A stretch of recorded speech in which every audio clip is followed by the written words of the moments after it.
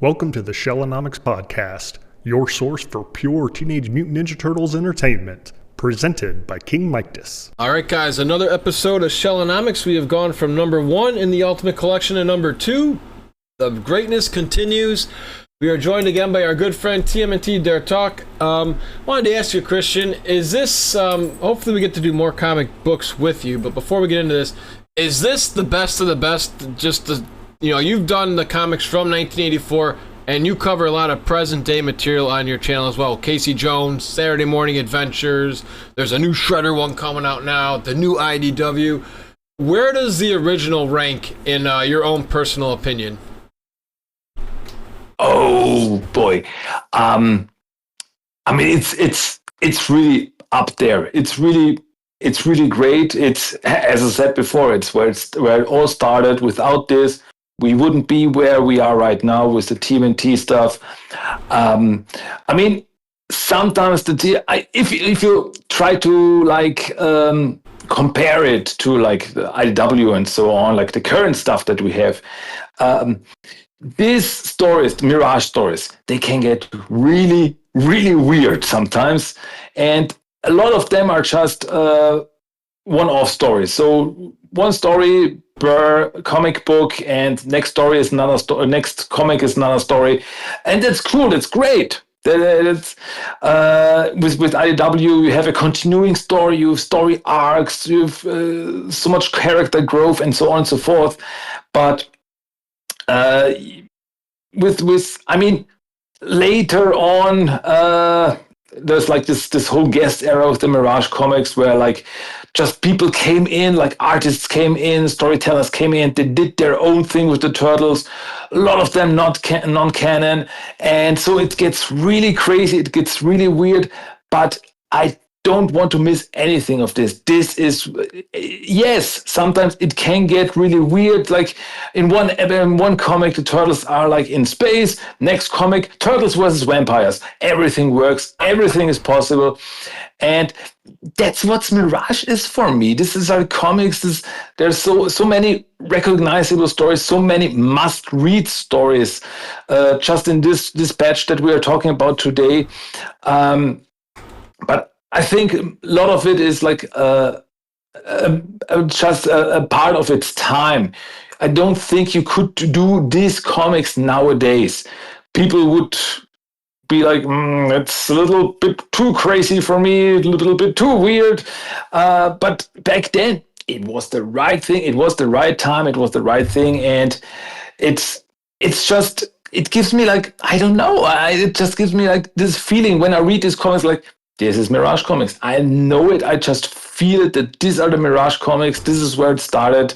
And there's really so much good stuff in there. Weird stuff too, crazy stuff too, but so much good stuff, so many good storylines. Like, well, the stories that we're going to talk about today. So, yeah. Yeah, no, I agree. It's definitely up there for me. I will maybe one day do a tier list like a lot of people do on either their own YouTube, there's a tier list website where they rank everything. Maybe we can do that when I get there, but for now, I've really enjoyed these, and we're going to start off with book number 2, and it's a ho-ho-ho time. We never got this as a kid, like I always poo-poo about, because I always wanted a Christmas episode from the 1987 series, but we do get one right here, and of course we get my dude, Michelangelo, very similar to the 2003 episode as well, which I really enjoyed. So take it away, Christian, breaking down the Mikey Micro.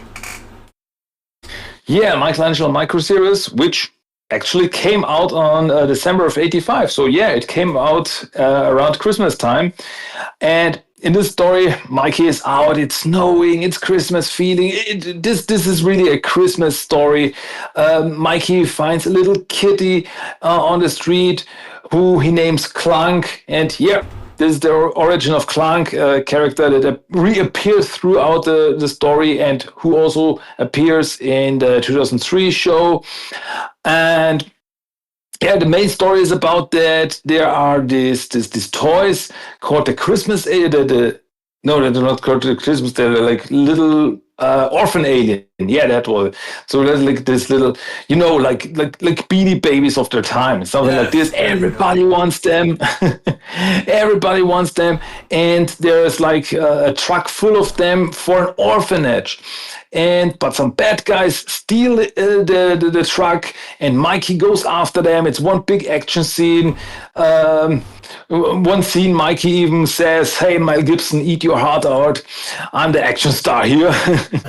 So, Mikey is able to stop them, and in the end, he gets everyone together. The Turtles, Splinter, April. He gets everyone together to deliver those toys to the orphanage, and this is such a perfect Christmas story. In the end, Mikey is like, "Hey, Merry Christmas, everyone!" And it's just a perfect Christmas story. It gets all the fuzzy feelings you want from it, and some action scenes too. Like that's a TMNT story after all.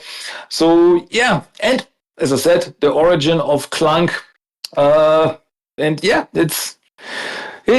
a good one. It's a good story. Oh yeah, and just a continuation. Now, I might be wrong here because I am no comic expert, but in my own notes, I did write down the toy store, and it was Chet Toys, and I think that's is it supposed to be the same name as the kid who dropped the Turtles years ago? Yeah, that Chet is a name that reappears throughout the Mirage comics so over and cool. over. That is so cool. You have to really, if you're really looking at the comics, like in every comic, you might find something called Chet or someone named Chet. It's like an Easter egg. It's a running gag in the Mirage comics. It's just that Eastman Laird and all the other guys, they thought Chet is a funny name. Let's use it over and over again. Yeah.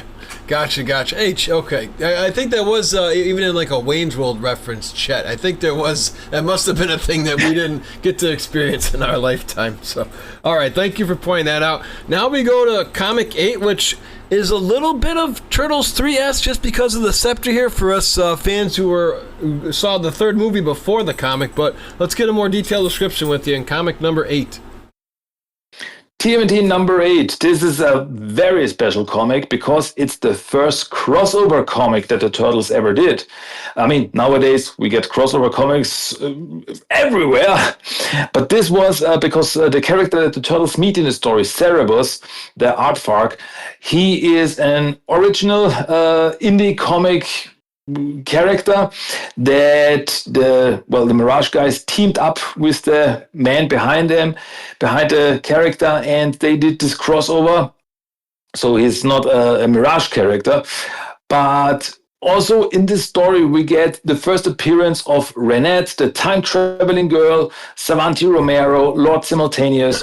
So they like the story. The Turtles meet Renette like by accident, and by accident she takes them with the time scepter. Yes, the time scepter, like in TMNT number 3. She takes the Turtles to medieval times, where they run into Savanti Romero, who's this evil sorcerer guy, and causes trouble. And they try to get the scepter back from him, but he's so powerful until then Lord Simultaneous, like Renette's boss, appears and takes care of him, like sends him back into prehistoric times and sends the Turtles back to their time. So in the end, everything turns out fine. And yeah, as I said, it's a special story. It's a special little story. Like Renette and Savanti Romero, they are like reappearing characters through all TMNT history, because like this is the first time they appeared. Then they appeared in the 2003 show, in the 2012 show, the Time Scepter, we had it in the movie. So this is like, once again, this is like the start of so many stuff that we take for granted nowadays in our TMNT multiverse. Yeah. And even Renee needs to have Alcoholics Anonymous because warm beer is her favorite drink. I put that down in the notes too. So you know a lot more about Turtles than I do, and I really hope everybody checks out your YouTube channel. Was there any talk about having Renee in the third movie just anywhere? Like, it's kind of funny that they didn't even have like her be just like a side cast, even if like I don't know. I just any talk of her ever being in that third movie with the scepter? I think, by the way, sorry to be like the smartest here, but Yeah. the T is not silent. Many people get it wrong. It's Renette. Oh, okay. Thank you. And There we I go. just know it because they said it this way in the 2003 twice. in the Yep. 2012 show. No, thank So, you. I think as far as I know, the Time Scepter was straight from the comics. They tried to get her into it. And yeah, well, she didn't appear in the classic cartoon, but she recently appeared in the Saturday Morning Adventures. Once again, they brought her in. She stepped into the turtles' lair. So yeah, the Saturday Morning Adventures, they do the stuff that the cartoon forgot to do. So yeah, I know I'm talking about this comics a lot, but if you're a fan of the classic cartoon, check them out. They're doing so much good stuff with them. But yeah, back then, Rennet didn't appear much until, well, the 2003 cartoon. So yeah, but that's her origin. Okay, thank you. That's so Renette. All right, perfect. See, again, we get our own Shellonomics here. I love it. So next comes in the Donatello micro book here. And what I like about this is I never had the comic, but it was really close to. Did you ever have the Crystal, the child book? I don't know if those ever made it out to your country. You know which one I'm talking about? It was like Donatello with his tongue sticking out. The Magic Crystal Adventure, I think it's called. I've seen it. I unfortunately don't have it. I have never read it, but I've seen like it online or like the cover. I know what you're talking about, but nope, never got my hands on it. Because that's what brings back to me is that was one of the books my father used to read to me when I was a kid, and then I ended up reading it on my own. So this is a real special comic to me, and take it away as to what happens here with Mr. Kirby.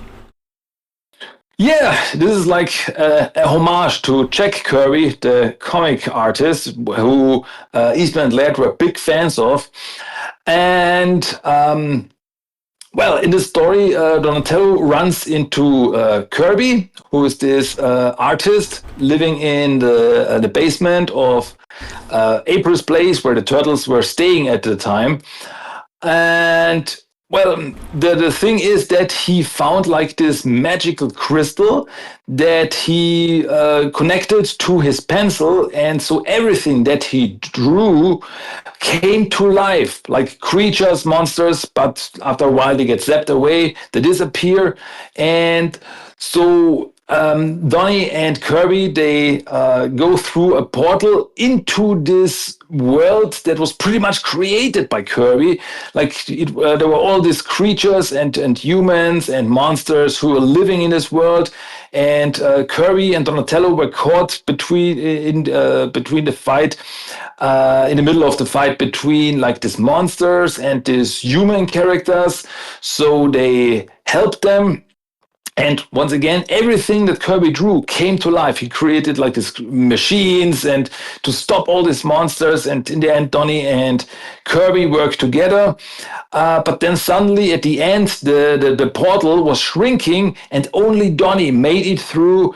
But Kirby left him with a note that with a sentence that I personally love to quote from time to time, which just said, "Life at best is bittersweet." And yeah, that's the end of that story. And who knows what happens to Kirby? We will ever see him again? I don't know. We don't know. But yeah, it's a great story, which had a great adaptation in the 2003 cartoon. Yeah. Yeah, I like that episode a lot as well in regards to that little episode with Mr. Kirby and the shower, because it was just a nice break from Donatello because he's like, I'm always got to fix things, and he finally gets his own adventure, and I think a lot of Ninja Turtle fans and Donatello fans alike enjoyed that one. So I thought I had a good time with that one as well. Now we're getting into some more craziness here with Comic 9. Oh my goodness. Yeah, that's a crazy one because it is a tale of the pre-Teenage Mutant Ninja Turtles, like when they were younger.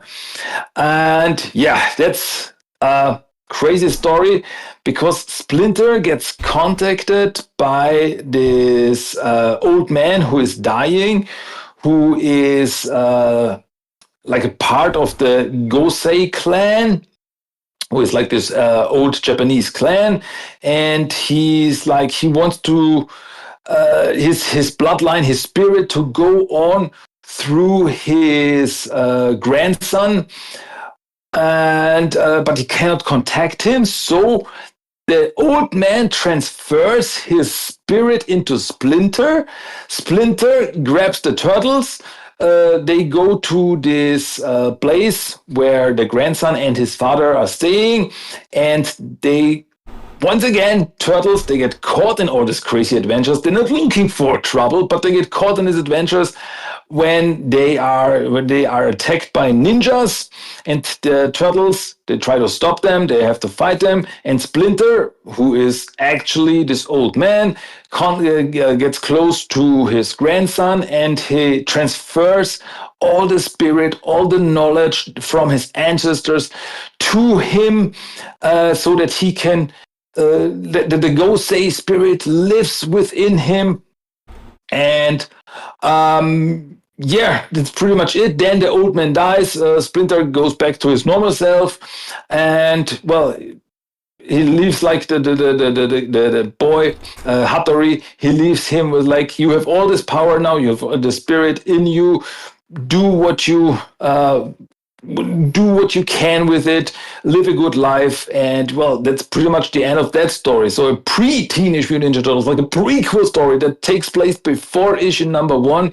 And it's also very interesting that some of the turtles have different weapons here. It's not like they have their signature weapons that they have later, but back then they used some other stuff, like Mikey uses Tonfa. I think it was, that was Rev.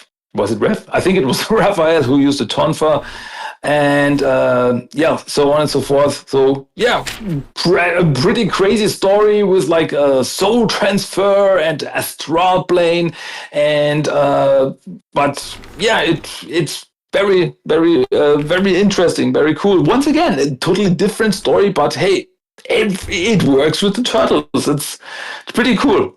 It was almost like it was just untouchable. Anything that Eastman and Laird created at this time, just they couldn't do anything wrong, and it's very rare to do in any line of work. Question here before we get to the next one: have you read the books from this, the Ultimate Black and White Collection? Did you enjoy? If so, did you enjoy and appreciate the almost like reviews we got, like play-by-play commentary from Eastman and Laird after every comic, and they would break down like page by page, almost? Oh yeah, of course. These are. I was a big fan of that. Like, I love to get some background information from stuff. Like, yeah, we thought about this and we did this and so on and so forth. I'm a big fan of stuff like this, like behind the scenes stuff. I'm very interested how things like this are created and what the thought process was to do this, and like some little nitpicks and like some little Easter eggs and stuff that they hit, like something that you don't immediately realize, but they pointed out, like, yeah, we did something like this and that. And so big fan of stuff like this, like a director's commentary. And so yeah, I'm always there for it. So yeah, if you give me something like this, I'm definitely up for it. Yeah. Yeah, nope, I'm with you all the way on that. I had a lot of fun just even reading those notes where it's like, yeah, if you look at just an example, page 16, this is why we wanted to do it this way, this is why we drew the artwork, this is why, like Steve Levine or somebody did the lettering. So it's like you say, I really enjoy that as well, like almost little Easter eggs and pop up, almost, like you say, almost like watching a movie with the director's commentary. I enjoyed these two. I'm glad you did. And now we go into our final micro series here with Leonardo. The Leonardo micro series, once again, a Christmas story. It takes time. It takes place around Christmas. This comic came out on December '86, so 1 year after the Michelangelo micro series. And this is once again, just like talking to the listeners, like you guys, we are talking about this comics. We are telling you our thoughts, but you should really check out this comics for yourself.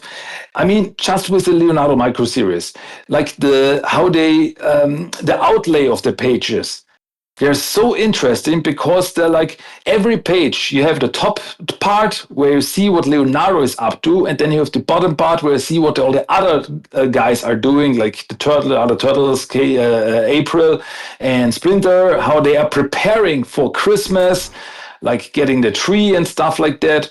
But the main story is that Leonardo is out and he's like on a run, and he runs into some foot ninjas. So most of the stuff is mostly action, like Leonardo like fighting all these foot ninjas, running into more of them, and it's going crazy, and Leonardo really gets into trouble, and then he gets actually beaten, and someone appears, and that someone looks very much like the Shredder, but that cannot be because, well, he was killed in the very first issue.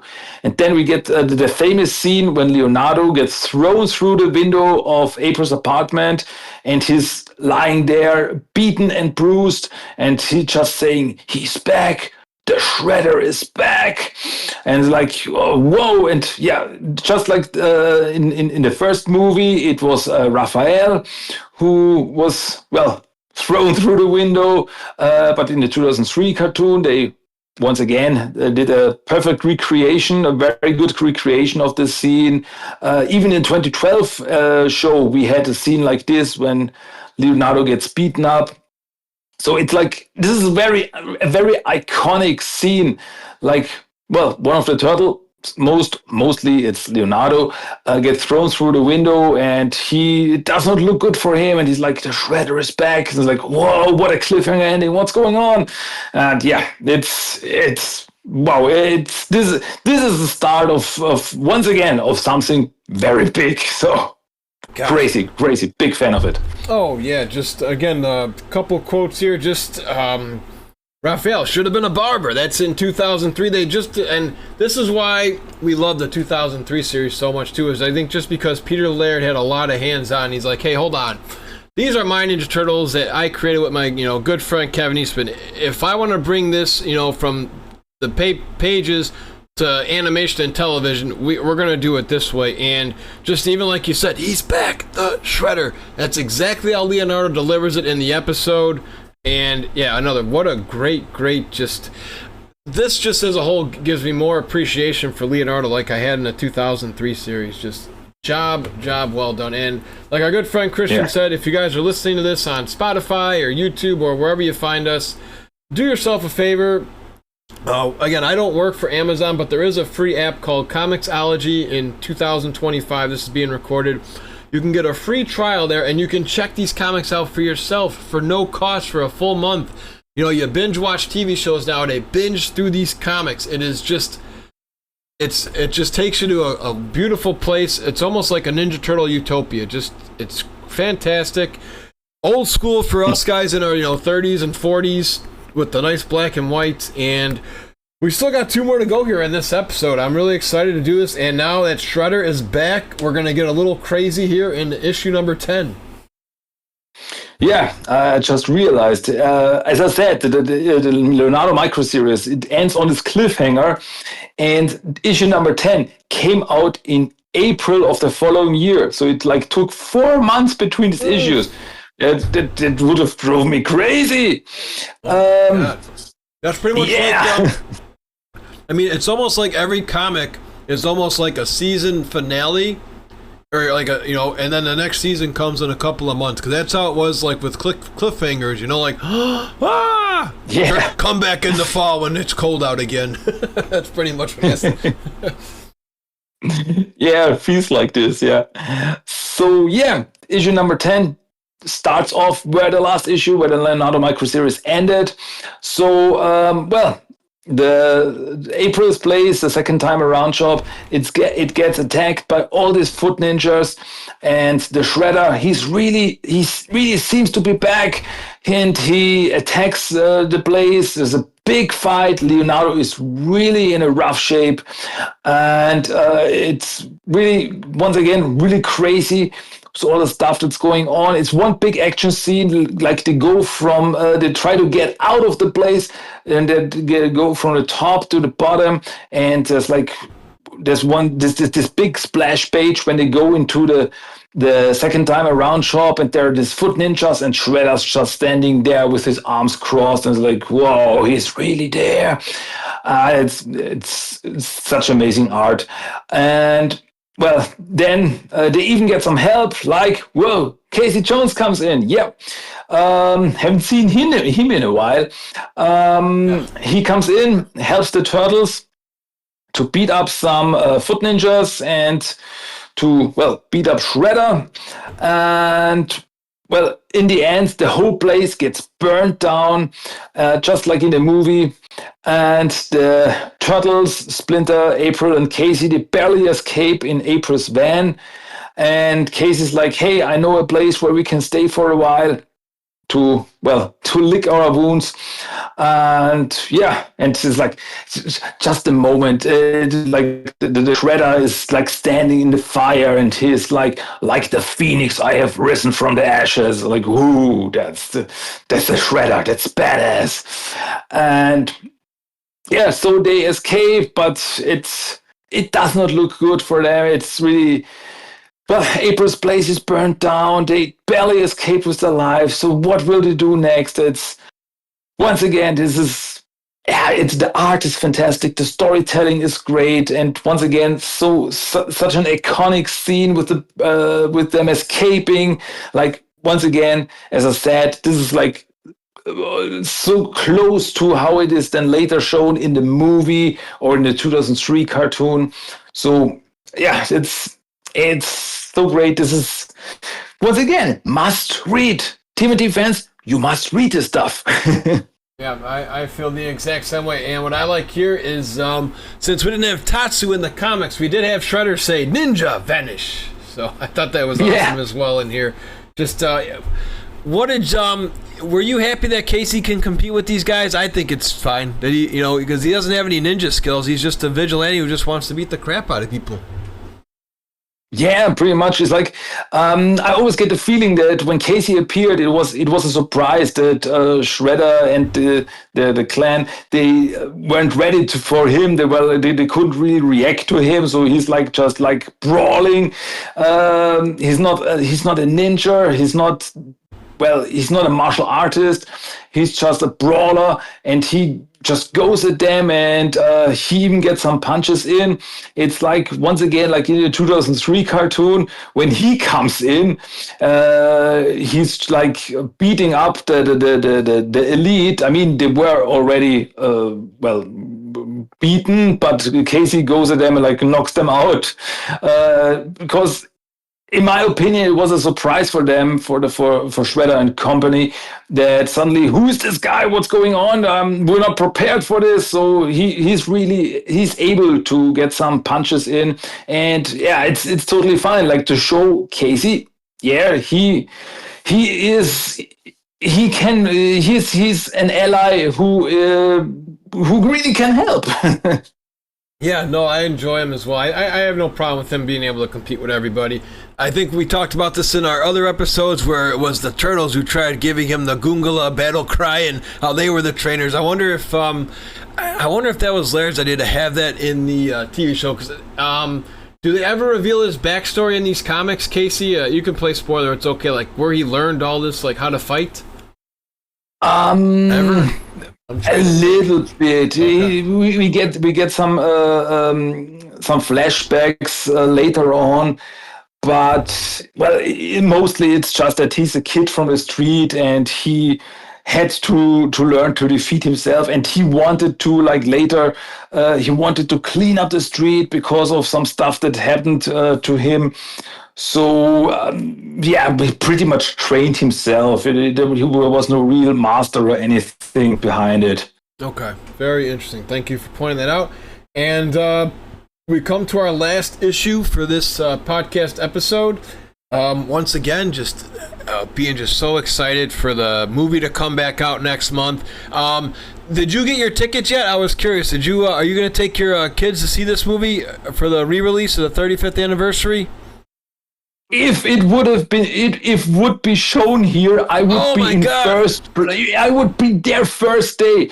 I'm always checking my place, but so far it seems it's only something from the US. We don't get it here, and I would pay so much money to see the movie on the big screen, but so far no luck.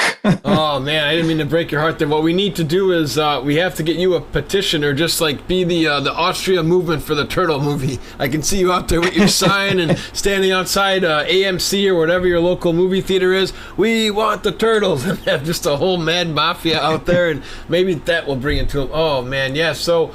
Well, the movement has worked, though. I mean, I'm sure you're always in, putting your turtle toes into the, media here. They went from, I think it was just supposed to be a 2-day thing. Like, I think it was just supposed to be Sunday and Wednesday. And in my mind, I'm like, why is it on Sunday and Wednesday? Those are like two of the worst days to go to a movie, because usually, for me at least, I like going on a Friday or Saturday because then I'm excited. I can enjoy it more, and I don't think about work the next day. So it looks like they're doing it, I think 5 days now I've seen. Is that correct? Have you been seeing that too on like Instagram posts? Oh man, I can't wait. Yeah, totally. It's like from, if I remember correctly, it's August 16 through the 20th. So Yeah. five possible days, and it's so great. Yeah, and there's going to be extra scenes in there. Just I can't wait. I wonder how they're going to do that. I think they're going to show that before the movie, which is fine. But oh my god, I've always wanted to see more, and it looks like we're going to get that opportunity. Now, I hope, at least for you, they either do a I don't know, maybe like a 4K or a Blu-ray or some sort of release, so you can actually see and appreciate this footage. But also, there's supposed to be another documentary coming out too. I wonder if this is going to be included in their documentary, because they said they have a lot of exclusive footage too. You know which one I'm talking about, right? There's the guys. Yeah, I've heard it. Yeah, from the guys that did the Turtle Power documentary a few years ago. They're doing a new one currently that I'm really interested in. And yeah, I heard they provided some of the stuff, like the behind the scenes stuff that's gonna be shown. So that's really gonna be interesting. And I really hope, if it's not in cinema, it's not in theater, I at least hope, like as you said, 4K Blu-ray release with all this behind the scenes stuff and like cut scenes and stuff like this. I really hope for something like this in the future.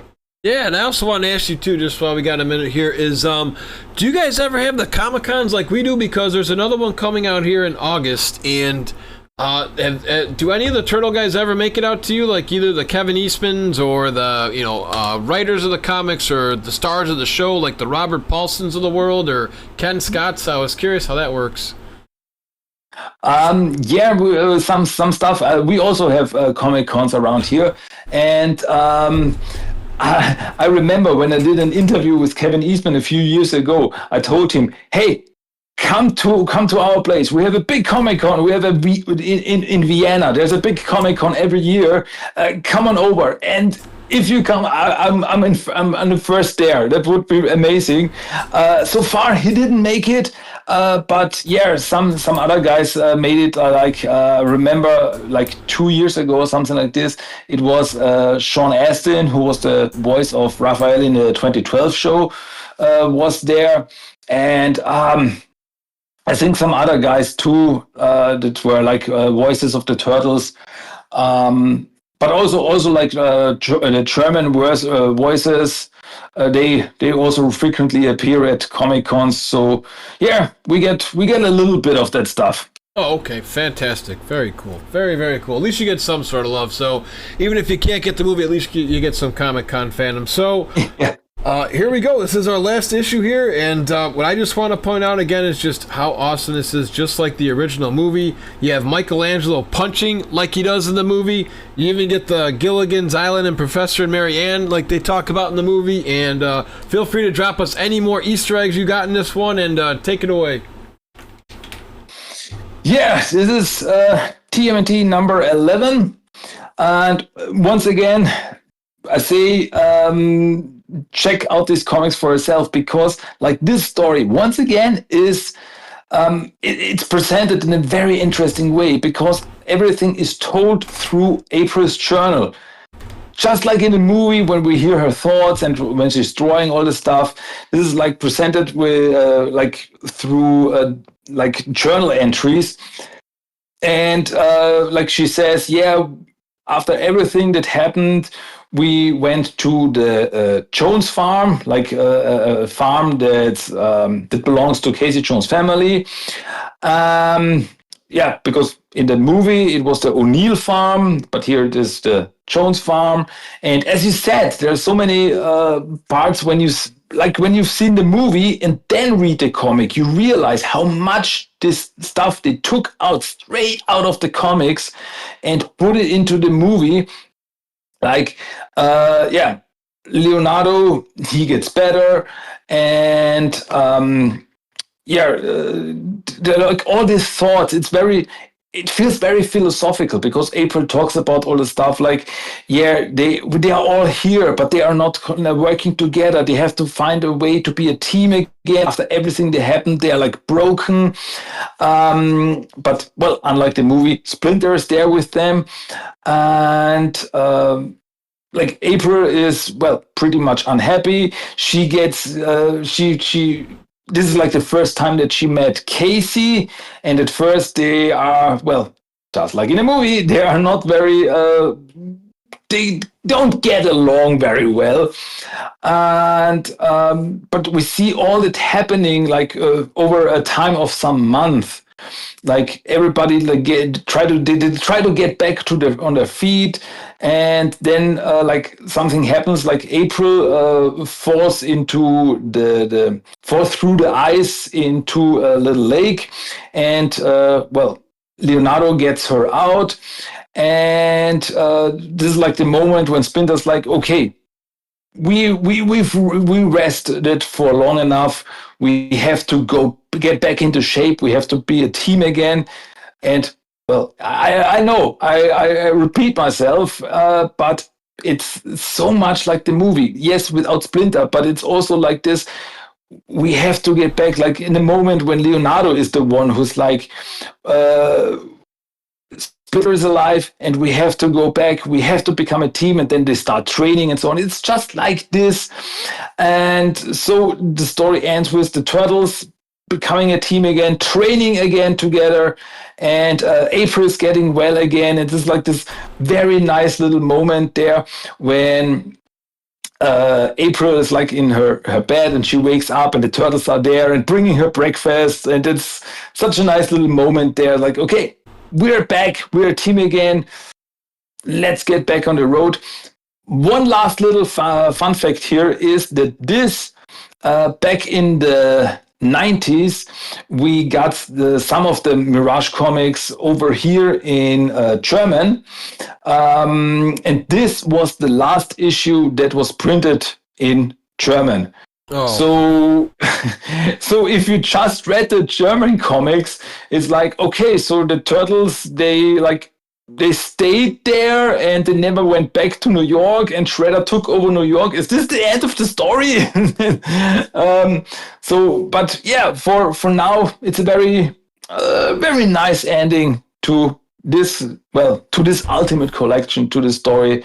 And what's gonna happen next? It's gonna be big, but for now, it's a perfect little book ending. Yeah, I enjoy reading issues like this because it doesn't always have to be, fighting and intense. This is a great way to just get emotionally invested. And you don't really, for me, it's really hard to get emotionally invested in things nowadays. I think the last show that I actually got really had care for the characters was the Cobra Kai series, which was like the Karate Kid they rehashed. But yeah, this part here, this is your chance to bond and get to know these characters a little bit more, and you see how passionate April is about how much she loves and cares for these guys.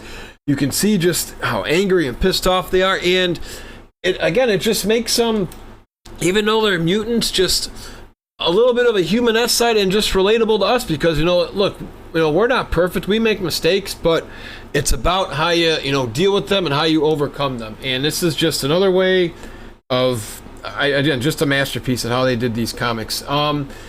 Were Yeah. you? I think we talked about this in the other one too. Were you surprised that they kept? I think I may have asked this already, but in the regards to the black and white, why they kept it this way and didn't change over? Because I know Archie did do color, but like these are coming out in the '80s, and I'm surprised they didn't actually say, you know what, let's make these. Let's show the turtles green. Well, I guess I take that back because they didn't even have the color headbands for this comic series. So, were you surprised that they stuck with the black and white the whole way through when it was just the Easterman and Laird era? I think it was just like they did them for so long by then that like, hey, this works for us. They were still underground comics. All of this, also this Ultimate Collection Volume 2 was also before the cartoon came out.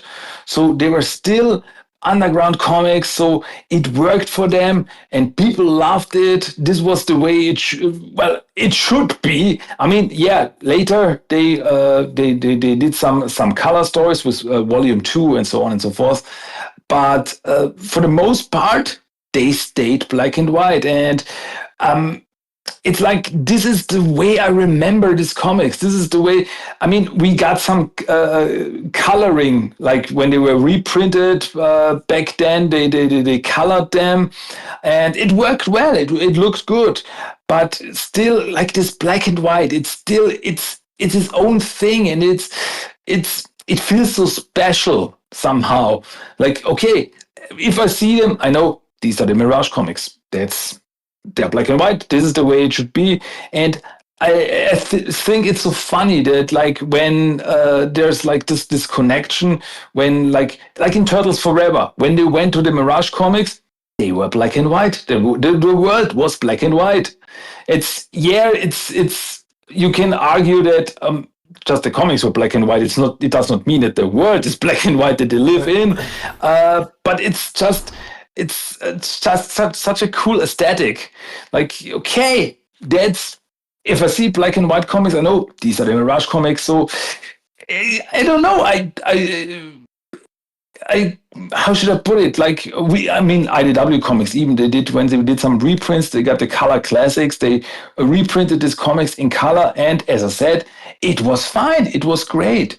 But this is the OG stuff, and I don't know. I wouldn't want it any other way. And hey, it worked for them. I think if they would have thought like, okay, let's do it in color, I think like the price would have went up. It would have cost more. And as I said, it worked for them back then, so they kept it going. Never change a running system. So yeah, I don't know. It's just the way it should be in my head. Yeah, no, I think it works that way too. Again, now because especially these are more vintage comics, they're 40 years old. What else was I got? There was one other question I wanted to ask you in regard to this, and I think it's more along the lines of, if it was color, I don't know if it would actually have had the magic it does. So, in regards to these issues we've done in this book, which one stands out to you the most? For me, it's the Leonardo Micro issue. Out of all the ones we covered today, I like that one the best. Yeah, understandable. So it's a connection between the Leonardo Micro series and TMNT number 10 because like they're so connected, and it's just so epic because the stories before them, they were like one-shot stories, like little adventures. They're cool, they're great. Like big fan of TMNT number 8 with the time travel stuff. It looks so good, but then with the Leonardo Micro series and TMNT number 10, it's like, okay, now we're getting back into the big stuff, like the Foot Clan and the Shredder and so on and so forth. So like, okay, here we get a big story arc. And so yeah, these two issues, they really stand out for me because this is like the part where you feel like, okay, the stakes are higher, it's getting crazy, people get really hurt. So and we're unsure what's going to happen next. Does everyone come out of this? So yeah, these two issues, they're really the start of something big. So yeah, I would say them.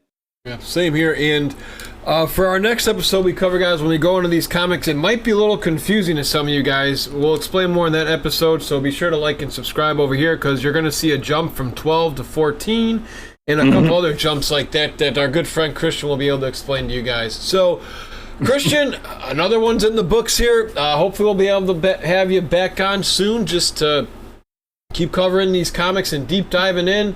If people want to know more about this comic and all the other ones, like you keep bringing up, Saturday Morning Adventures, the new Casey Jones comic, I've seen you made a couple posts in your Discord about this. Where can people find some more turtle info?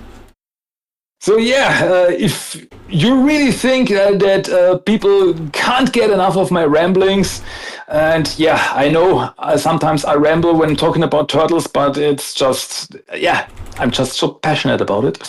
And so come on over, check out my podcast. It's Teenage Mutant Ninja Turtles, The Talk.